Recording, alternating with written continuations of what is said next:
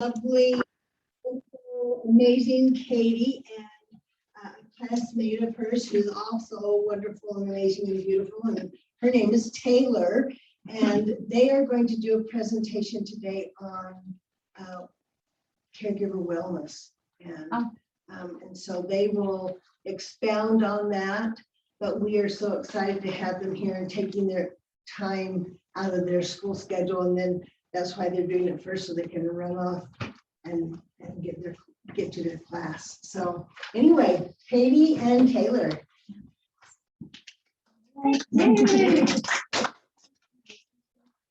Okay.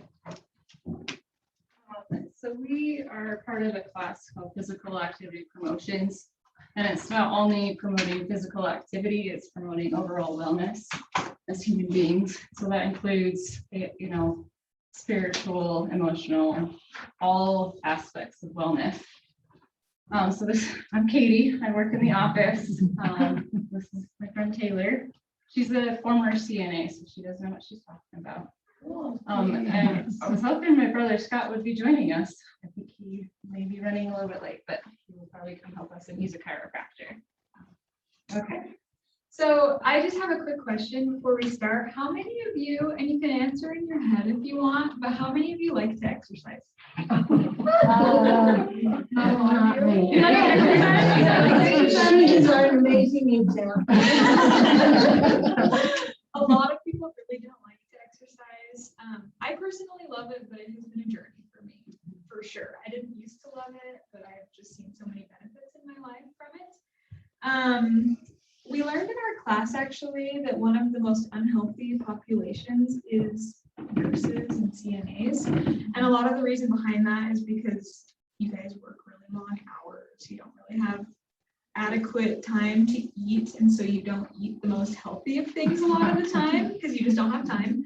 And just a lot of lifting that goes into the job that you do. It's just not super awesome for your joints if you don't do it properly. And so that's kind of what we want to talk about today. But I want your participation. What do you guys think the benefits of exercise are? Name a few of them. Well, Pain-free. Pain-free. Pain-free. Yeah. Yes, as a non-exerciser, they say it gives you a lot more energy. Yes. This is true. Energy, pain relief, which is kind of ironic because exercising itself is kind of painful. Yeah. Any other benefits you guys can think of? Stress reliever. Yeah, I love it. Perfect. All of those are correct. One of them that her brother was going to talk about, so maybe if you want to talk about I can fill in, of course. Yeah. You can go. So bone, joint, and muscle health. So I'm going to go into a little bit of the science aspects of it. So exercise, especially compacting exercise like jogging, that's going to cause these little tiny microfractures in your bones. And when your bones break, they heal stronger. And so that's kind of on a small level, you're doing these little tiny breaks to your bones. And so they heal back stronger. And that's how your bones stay strong and healthy. The joint health. Yes, it really is. There's not a time that you should ever stop exercising. There's not an age where you should stop exercising. Even our 101-year-old client is still doing exercises. The joints, obviously, so you're working on your range of motion with the joints, and that's something that a lot of us are limited in, especially because we've been doing caregiving for a long time. Even if it's range of motion in your back, if you do exercises, you're actually going to strengthen the muscles around there, and you're going to support the joints by building that extra muscle. And then also using the basic movement helps lubricate the joints inside the joint capsule. And so there's not going to be grinding so much cartilage on cartilage. There's an extra layer of fluid that helps it move a lot smoother. So joint, and obviously muscle helps. Yeah, so the stronger your muscles are, the safer your ligaments and joints are. So that's one of the things that I'm a soccer player. And so one of the things that we're taught is to keep our knees healthy by doing lots of quad and hamstring exercises, because that's going to protect your knee, your ACL from tearing, and that's a very common injury. Obviously, it's not going to happen with us, but it's the same principle. Another awesome benefit is immune health. I actually have a personal experience with this. I got diagnosed with an autoimmune disorder about a year ago. And when I first got diagnosed with it, it was really hard for me to do exercise because every time I did it, I would get extremely bad joint pain. Sometimes it kind of felt like I broke a muscle, broke a bone like in my wrist. And it was just super painful for me, but it was really cool because as I continued to exercise, even though I felt all of that pain, my symptoms started to go away. And so it's really amazing the immune response that exercise can give us. And that will help protect us against getting basic illnesses too, Yes. as well, which has kind of been a problem lately. I know a lot of us are getting sick because we wore masks for so long and we go inside this little bubble, and now we're outside of the bubble again, and everybody's getting that shock of all the mutated viruses, whether or not it's COVID. But our bodies are kind of going through that transitional stage, and it's a growing stage, and we're all kind of suffering with our immune health. I'm going to talk about mental health. That is the reason why I exercise. I love sports, I love soccer, but mental health, like I have to do it. Otherwise, I do quite literally go crazy. So the benefits of exercise, even if you're just doing a 30-minute walk, even if it's inside your house and you're walking on a treadmill, you're going to have greater mental clarity, focus, and concentration for the next 2 hours. And you'll just so it boosts 3 different chemicals and or hormones inside your brain, and serotonin, which we know helps you feel good, your mood is boosted. That's part of the reason why people suffer with depression is the lack of serotonin. And so that's what you're taking as a supplement.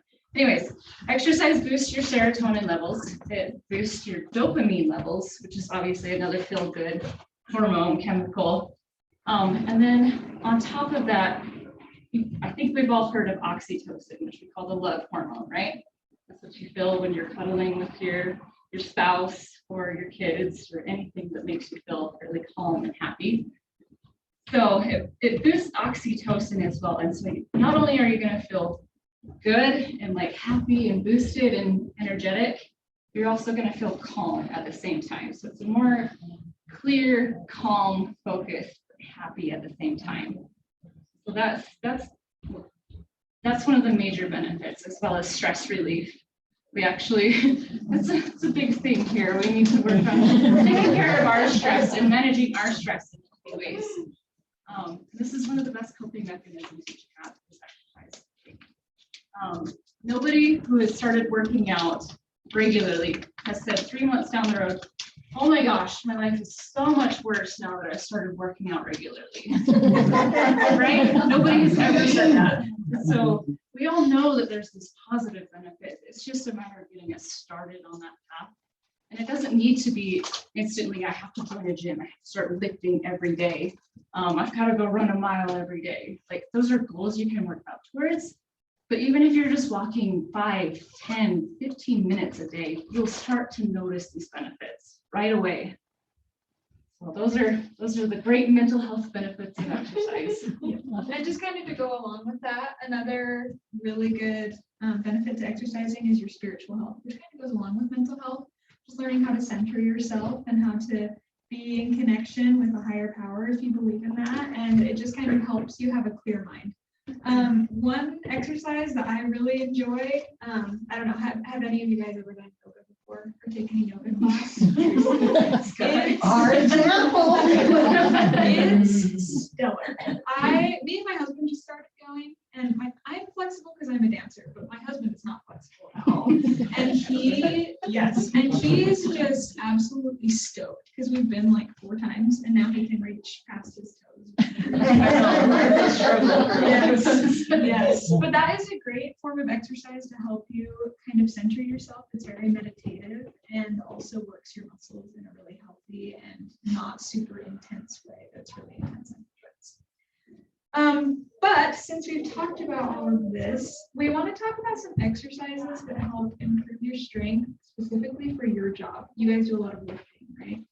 Yes. A lot of lifting patients and, you know, Even if they're not a transferring. lifting client or transfer client, we still end up doing lifting at home or, you know, in our spare time as well. So we're trying to focus specifically on the lifting and transferring of clients and keeping our bodies healthy so that we can care for them, protecting ourselves as a safety, like keeping our safety as a priority so that we're not causing any injury to our clients as well, ourselves and our clients. Perfect. So one of the main exercises we wanted to talk about, because we don't want to lift with our backs, we want to lift with our legs. So squats. Who here has done a squat? Those are fun. Awesome. Cool. Can anyone tell me what like the proper form for a squat is? Or can anyone take a stab at it? Or demonstrate if you Or want. demonstrate. I love that. Back strength. I'm gonna skirt.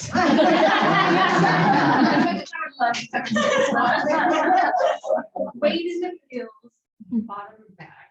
Yes, perfect. So when we do a squat, we want to make sure our weight is in our heels and we want to lead with our bum. And we want to make sure that when we squat down, that our shins and our knees and our feet, like our knees don't go over our feet. So we don't want to be going like this because that's really hard on your knees. We want to make sure that we lead with the bum and make sure that this is a straight line up and down. Because that is what's going to prevent injury. Yeah. To add to that, if your knees kind of buckle in, then you need to work on strengthening the muscle outside and inside of your knees. Which would be what? Bicycling is a good thing. Lunges is another exercise to work with that. Those can be very beneficial, or even just putting like a giant rubber band around your knees and trying that helps. Yeah, us as women, we put, because of our wider hips to our knees, we put more strain on our knees and we have higher risk of knee injury just because of our bone structure. So taking care of our knees is very important, and squats and lunges are very great, easy way to do that at home. This is something we can do at home. That's why we wanted to make it simple so that we can start doing it on our own. Well, for those of you who have problems with your knees and if squats are really painful for you to do, there's an alternative that puts less pressure on your knees. It's called a sumo squat. Are any of you guys, have any of you ever danced before? Or have you been like, you? So do you know like ballet at all? Yeah. What is second position? Your feet out. Yeah, your feet are out like this. Yeah. Okay, so in dance, we call it a second position plie. I am a dancer. But in exercise, it's called a sumo squat. So you just want to have your feet angled out and your knees are going to come out instead of over, and it puts a lot less pressure on your knees. And you still work similar muscles, not quite the same, but similar. But there's a lot of people who have knee joint problems and they will do sumo squats as an alternative to normal squats. Does anyone have questions about any of that?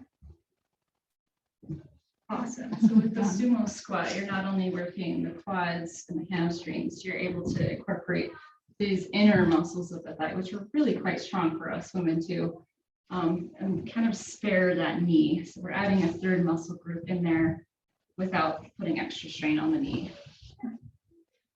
Another muscle group to really focus on are the muscles in the arms, so your biceps and triceps, to make sure that you can lift the weight that you're trying to lift without putting the pressure on your joints. So good exercises for that are bicep curls. Does anyone know what that is? Can you show us? You can show us that. Yes. So Make sure you don't swing your body. Perfect. Yeah. Yes, you want to keep your body stationary. You want to make sure that you're not swinging your arms Up up. your back. Yes, so you want to keep your core engaged, and you'll hold a weight so you have some resistance. Or your And you child. can, or your child, yeah. Perfect. Yes, and you can increase the weight as tolerated, but just keeping your arms near your sides and lifting the weight up and down. And then another exercise you can do. Keep that elbow stable. Yes, Really focus elbow on stable. If you're at home, you can just use a couple of candles. Yeah. Yes. Yeah. I love that idea. Anything works. Perfect. And then another exercise you can do that's actually really easy to do with body weight are tricep dips. there's a lot of different ways to do tricep dips. A way that I really like is using like a chair. And if you put your arms on the chair like this and put your legs out, then you can just dip down and it works your triceps. And it's a pretty low intensity You might need to exercise. do that. Like, Sorry. for the video. Oh yeah, there's a video. So depending on what kind of intensity you want, you can put your legs out straight, but if you want less intensity, you can bend them. And then just going as low as like a 90-degree angle with your arm and then coming back up. Yeah. Any questions on that? Make sure the chair is stable. Yeah. Not on the floor, not on the floor. Hey, you want to have your exercised arms strong before you try that, or you just. Yeah. That's what I was thinking happened to me. My arms aren't strong If you're enough. still working on that, using just the cans, you can do basic over the head raises with your triceps. You can also start with a higher surface too. Oh, Like a yeah. countertop. It's not so low.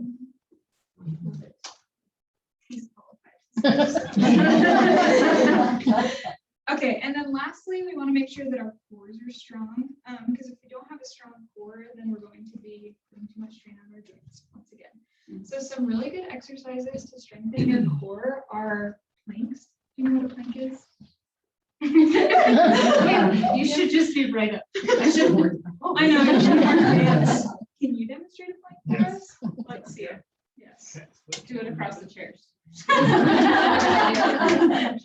You would too, yes. So Wow. the things you want to do with it is you want to make sure, well, you can do Don't it on your stick your butt knees. out. You can do it on your knees or you can do it on your toes. Toes gets more stress to your body, gets more activity through it. And you want to use elbows as the best way to go through it. The main thing you don't want to do is slouch or hold your bum up in the air or do something weird. But you want to try and have a straight line from your head to your toes. And I can't see what I'm looking like. That looks fine. Yeah, that's not. And this is a very safe exercise to do because you're low to the ground. Yes. You work a lot of muscles really quickly. Yeah. And as far as protocol goes, you only need to do about 90 seconds of it, and it's a full body workout. Wow. Yeah, it's a full body. Perfect. Wow. And we what have he's doing size now is a planks. side plank, which is also great. Yeah, it's gonna work. I switch to that. Could that be done on the bed? Because if I got down on the floor, I'd probably not be able to get on. You Yeah, can I do think it as on the long as you're bed. able to You get. need a harder surface. Yeah, you want something you can kind of at least get off the bed from. That's too bad. We understand.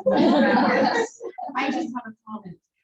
Somebody said to me, or an instructor said to me once, every exercise is a core exercise. So no matter if you're doing biceps or triceps, you always engage Yes. your center, your core. Yes, that's a huge thing I learned throughout dance my whole life. My husband, so we're rock climbers, and my husband is like pretty fit.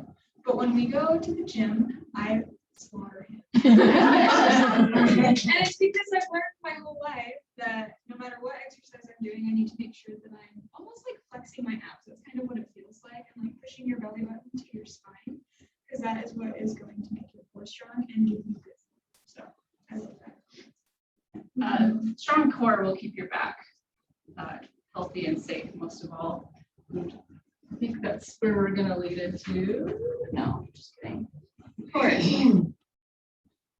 Okay, so we wanted to ask, what are good body mechanics and why are they so important when we're doing these lifts and transfers? Or do you know what body mechanics are? Yeah. So it's a way of using physics to give yourself leverage. I know these are different sciencey words. So that you're able to use more muscles in there. So, you know, if you're trying to lift like this, you're only using your arm muscles. But if you're down here and you have all these other muscles to use, and we know that the legs are far stronger than the arms, even for men as well. And so you're able to get more force generated or more strength to be used by activating these other muscle groups. And it's going to protect your spine, especially, and your joints. Proper body mechanics is crucial, especially for us lifting. You got to make sure that back is straight. Any questions on that? I'm gonna add to that, the closer you can keep things to you Yeah. instead of farther away, the easier your body can handle that. If it's farther out, you're gonna have to engage a lot more, where it's closer to you, you can hold it better. So that's why we would do more like a bear hug when we go to help a client stand, instead of putting our arms out there and go, okay, if the closer we can get them to us and do it as one, then I do exercise.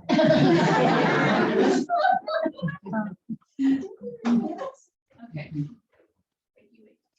We're gonna play a quick video. We're gonna pause it a couple of times, and we're also gonna have Scott talk to us a little bit about just injuries that are caused by people lifting their backs, and I will tell you when that happens. Have this ready to go. Thanks for coming. Yeah, this is great.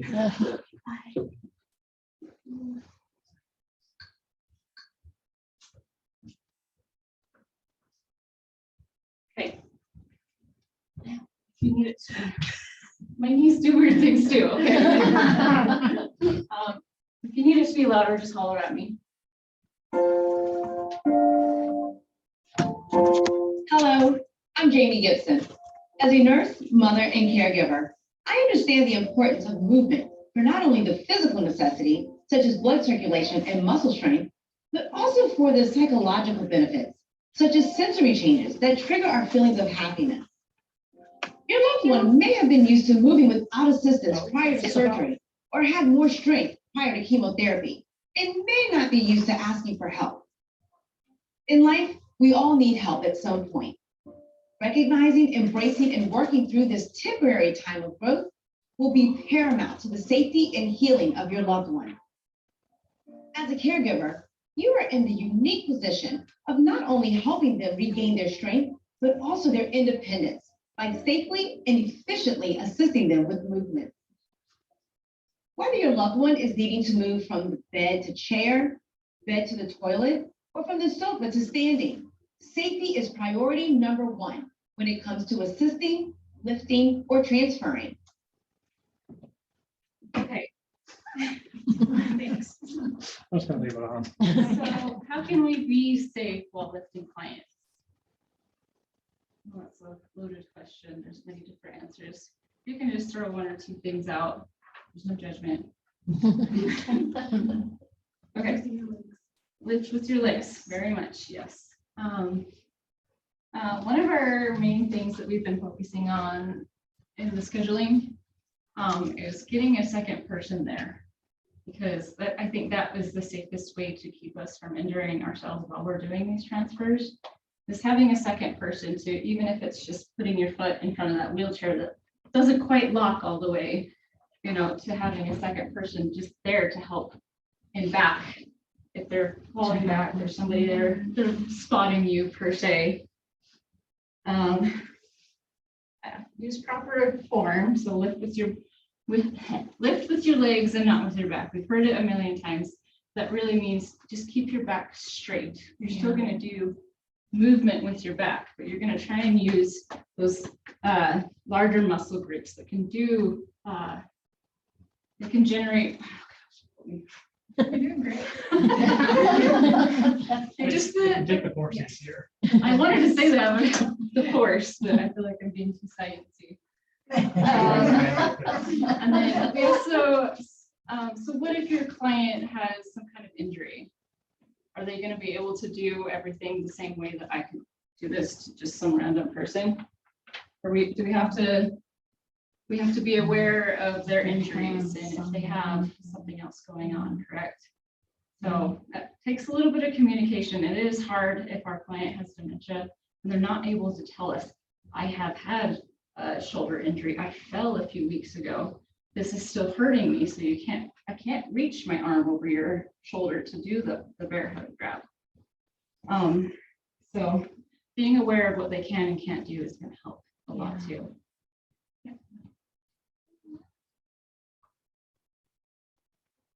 Proper technique and body mechanics will help protect you from injury. Here are a few tips to keep in mind when lifting someone. Remember that your loved one's gait and strength will be compromised. So be sure to always establish a clear path prior to lifting and moving from their starting point to their desired location. Avoid lifting with your back. This can. All right, Scott, will you talk to us about why it's bad to lift with your back and what it means to not lift with your back? As a chiropractor. Yes. This is something I see all the time, and it's ridiculous. But a lot of people have problems with it, partially because our hamstrings are really tight. So when we bend over, we can't bend far enough. Like I can't even touch my toes because my hamstrings lock into place, and that's the idea to work on. But it's I just work on it. So we get to that point, and now our back is really pivoted. Like instead of a nice straight back, it's curved. And this is super bad. Like these muscles also, they go all the way to your head. They have a lot of stress to them.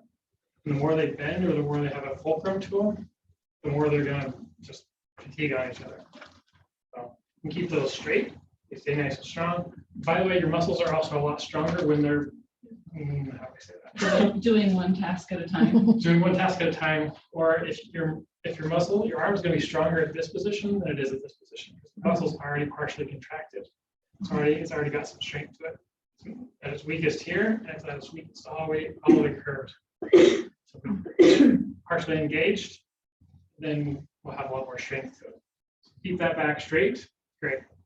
And if you can go down low enough without bending, great. And you need to work on your squats like most people do. That's a great thing to work on. What's the question? Avoid lifting with your back. So the reason why you want to avoid lifting with your back is this is what we do. We bend over, we basically contract these muscles, we bend over that fulcrum, and there's a ton of force, and backs give out all the time. It is the second most common problem that I see, depending on the week. And then you'll have to go to him. Yeah, tell us about the lasting effects that you see. So people that have had back injuries for a long time and they have not treated it. Yeah. So with repetitive injuries, especially even if they're micro injuries, you bend over and it's a little sore, it'll go away in a day or two. Over time, you keep doing that, it makes things weaker and weaker. If then you sprained an ankle, you know that ankles doesn't want to get better for a long time. Like Forever.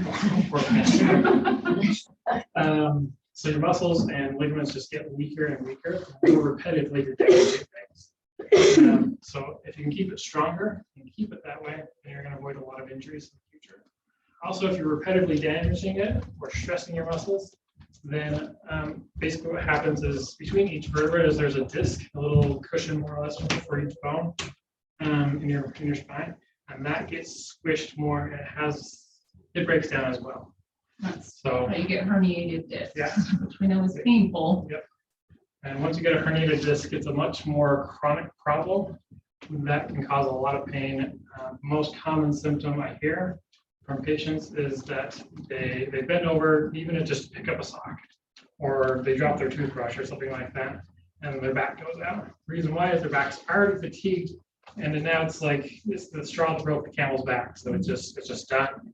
And it puts them out for 2-3 days, potentially a week, and then eventually it goes away. But it's still there. I kind of fixed it, but the problem's still there. So making sure you have good mechanics can solve future problems and prevent your back from getting worse. Unless you have something else to say. I have all kinds of things like that. That's great. Thank you. Does anyone have any questions for him about that? Yeah. Would that cause arthritis in those Yes. joints? Okay. So that's another thing that I'm trying to figure Does out. it cause arthritis, or you're just more susceptible if you're not active? Not necessarily the activity has anything to do with arthritis, but the most common reason that I see arthritis is osteoarthritis.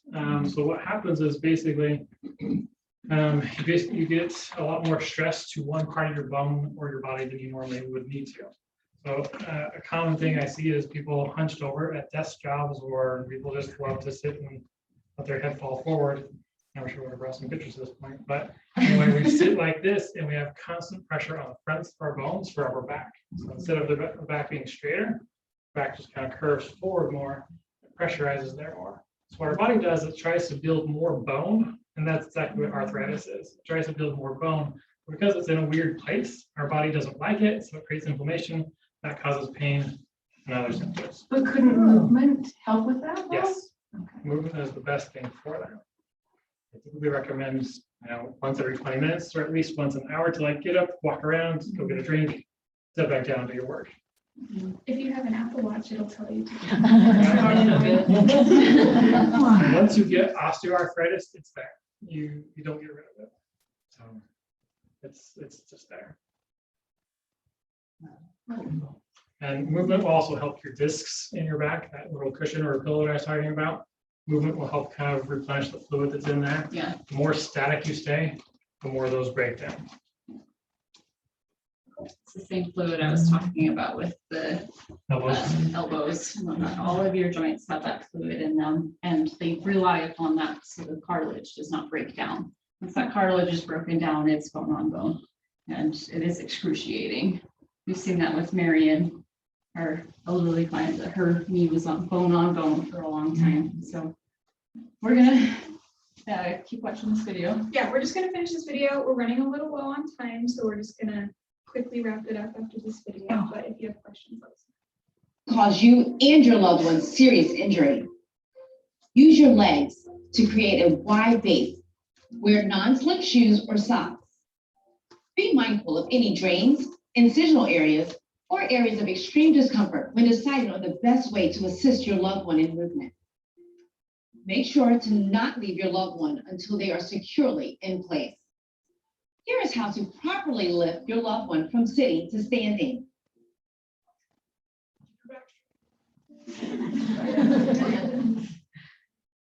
With these simple tips, you are using your strength as a caregiver to help your loved one get stronger, one step at a time. Thanks for watching. For more videos in our Caregiver series, be sure to check out. We may not recover because our clients are older and the damage has already happened, but we'll delay further damage and delay further decline. But the same principle. Other resources to help you when lifting, like I said, having other people, gait belts are great for helping people because you can have an extra person and use that gait belt. Sometimes we use the back of the pants to help lift people to assist. That's a really good resource. And then making sure the wheelchair, if they're in a wheelchair, is locked when you lift them. That is super important. And making sure that the footrests are either removed or out of the way, just so you have a clear path. Yeah. Do you want to quickly talk about stretching and then we'll be good? Yeah, I'm just gonna follow up with stretching, and you can jump in and help me with that too. So like I was saying with the movement of the joints, stretching is going to do the same thing. It's called synovial fluid, and it's really that fluid that helps lubricate the joints and protect the cartilage. So stretching should be done. You always hear 30 to 60 seconds, correct? Like that's what we've always been taught. Even 15 to 30 seconds, like even if it's just a little bit and you're just holding it for a little bit. It should be to the point of mild discomfort. You should never be like, ow, that really, really hurts. I shouldn't keep going. And then you keep going. So you want to hold it typically in place for 15 to 30 seconds. And it just needs to be slightly stretched, but not painful. So stretching, if we're going to work on our muscles, we want to take care of them. It's like getting a brand new car and then not taking it to the wash, not cleaning it. Like you've got to do some maintenance to keep that brand new thing happy and healthy. Get the oil changed. Yeah, get the oil changed essentially. And so stretching is going to keep our muscles loose in a correct way, not like loose as it's strained. But sorry. So what can happen is you hold a muscle or any body part in a particular position, and the term is called contracture. Basically, the muscles are adapting to that position and they don't want to move out of it. That starts after 20 minutes. So after 20 minutes of just staying in the same position, like you're not going to feel it, but your body wants to stay in that position. So even just moving it a little bit, even that 15, 20 minute time frame that I was mentioning before, just getting up and walking for a sec, that'll make it a lot better. My dad is a great example of not stretching. He is very active. He goes to the gym like twice a day. He loves it. He mountain bikes. He does all this super active stuff. And he's in his 50s, he's in great shape, and he does a lot of resistance training. But because he never stretches, when me and my husband take him rock climbing, he can't do anything because he can't lift his foot up high enough to reach a hold, and he can't straighten his arm all the way because he works out his muscles so much that they're just not stretchy at all. And so every time I see him, I'm like, have you stretched? And he gets so many injuries, and I'm always telling him, you never stretch. But yeah, we wanted to give you guys a handout of some really good stretches for you guys, but we didn't get to it today because we had some difficulties. So we're gonna try to put one together, and she's gonna email. Yeah, I'll send it out in an email to everyone. And you can just go through it on your own. If you have questions, feel free to reach out to me. I would likely be able to answer it, and if I don't, I'll tell you. I'm not gonna pretend I know what I'm talking about. And then tell you something incorrect. I will find the correct answer and I'll get back to you. Okay, same with Scott. Yeah. If you have questions, you can ask him too. Yeah. He's actually a doctor, so he knows even more what he's talking about. Do you guys have any questions for us? Are you more motivated to exercise? Yeah. Awesome. Well, thank you guys so much for your time. Do you have anything else? The only thing I wanted to say that you guys made it hard to say before is just whether you're doing 5 minutes of exercise a day or it's 5 hours of exercise. 5 minutes is still better than 0 minutes. So whether it's, whatever activity it is, even if it's just walking, right, that will help get blood moving more, it'll get your body stretching, activating, moving as it should be. So if you're doing nothing, just start with something, just one thing. Park a little bit further away from the grocery store. Yeah, because when you think of Little steps. all of it, then you're overwhelmed, and that's when you Yeah. want to start. It's way too much. Exactly. That's part of the reason why I like planks so much. It's a very intense exercise that only takes 5 minutes, would be a full body exercise for that day. If done properly. Yeah, well. So thank you guys. Thank